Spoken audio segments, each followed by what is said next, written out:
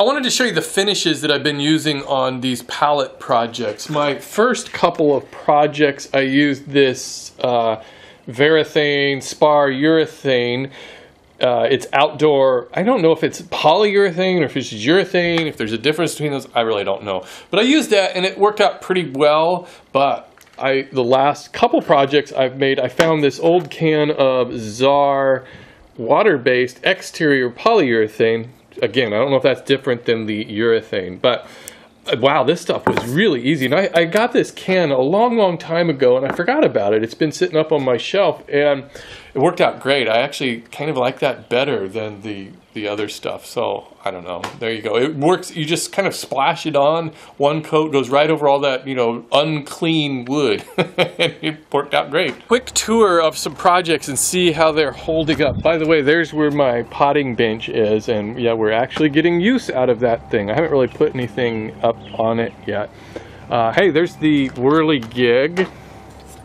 Still holding up really well. This was a lacquer finish I put over the paint.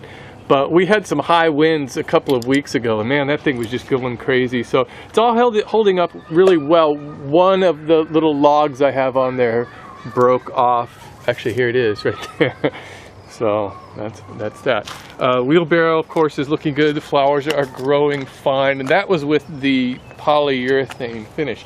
What I really wanted to show you was this. This is my planter I made last year, and you probably remember this was sort of an experiment of mine to see how well a project would hold up with no finish on it. And you know, I gotta tell you, it hasn't fallen apart yet. I really didn't expect it to last this long, but we just planted new flowers in there and there's no signs of rotting or anything, and this is just dirt right down inside of there filling up the whole thing. So yeah, you know, obviously I don't recommend making a project with no finish, but I don't know, it's holding up fairly well for now, so take that, you sayers of nay. And the same with these over here. I made these, and these are all glued together with just half lap joints, yeah, I guess. You know, just dados on those, and they're holding up really well. I think that, and they've been out here in the weather the whole time, but they are under this eave right here, so that might be helping it out a lot. And oh, this one is also the polyurethane on it. This part down here is just deck stain. There's no other finish over that. So there you go. It seems like pallet projects are all the rage these days, so I'm kind of glad I'm doing these. I can't believe I still have a bunch of pallet wood left. I wish I had counted how many of those pallets I got initially. I've only made that one trip for free pallets. I think I had 8 of them. I'm trying to imagine it stacked in my truck, but I still have a whole bunch left. So a little bit of that stuff goes a long way.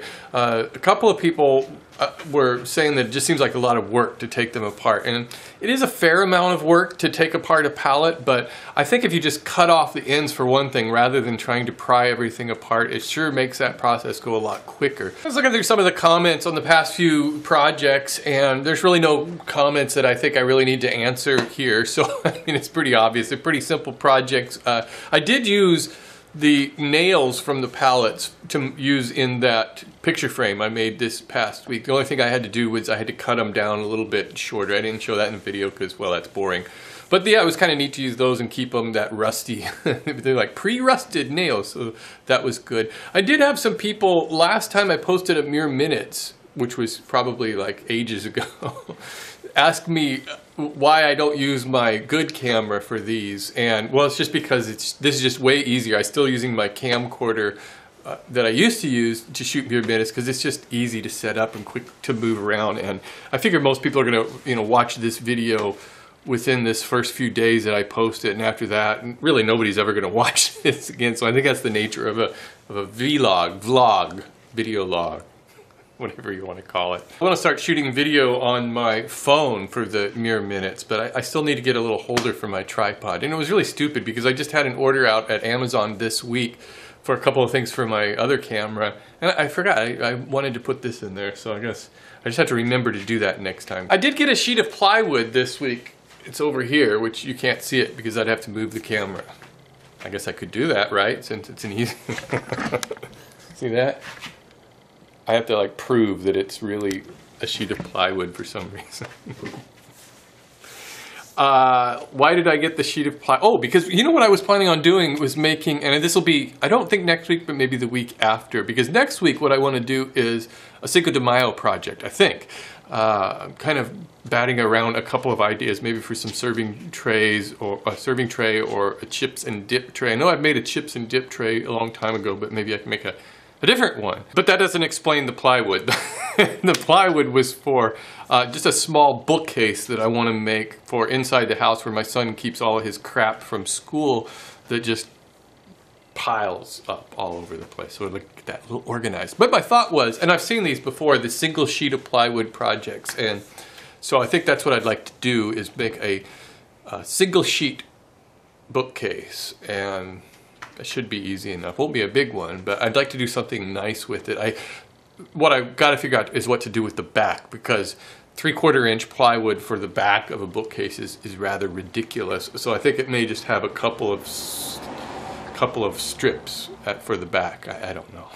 I'm just talking out my head right now. A few long overdue thank yous that I wanted to mention was from, I want to thank Leldon Maxey down in Alabama. I think I may have mentioned you on Keek, but not on Mere Minutes. He sent me this pin nailer, which is really cool. I haven't had a chance to use it yet. I got to get pins for it. But I'd mentioned this one time, and yeah, he just sent it to me. So that's really cool, because a pin nailer, I've always wanted one of these rather than my regular brad nailer, because the brad nailer leaves a little hole that you have to end up filling up. I wish I'd had this when I made my coffee table, but so this will be really handy. The pins are almost invisible. And I also want to thank Eric Evans, who sent me this cool little bitty square. I don't think I've ever seen a square that small before. That was cool. And then he sent me some of these dowel centers. I'm not really sure how to use them. I guess I'll have to Google that. But I guess because I use so many dowels, it seems like, in my projects. I don't know what it is with dowels. Oh, and rare earth magnets. I don't know why I use a lot of rare earth magnets. Because they're fun. A rare earth magnet is really fun. Yeah, everybody should buy rare earth magnets and just give it to the kids to play with. And there was one other thing I wanted to mention. Oh, Bruce over at Microjig. He sent me, let me get it for you. Don't go away. I'm right over here. He sent me 2 of these grip block thingies. They're just like the grrr ipper, but they're just more like a traditional push block, I guess, with the grippy stuff on the bottom. So, thanks.